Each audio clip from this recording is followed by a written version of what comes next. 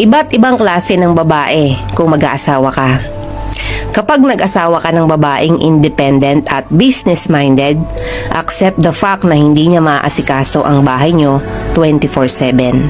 Kapag gusto mo naman sa babae ay inaasikaso ka full-time, accept the fact na hindi siya kumikita ng sarili niyang pera at may time na mapapabayaan ang kanyang sarili, kakaintindi sa'yo at sa anak niyo.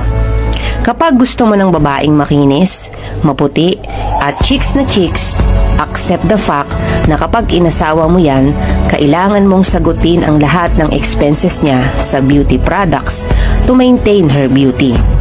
Kapag gusto mo ng babae na hindi ka bubungangaan, make sure na itatrato mo siya ng tama at tutulungan sa mga gawain.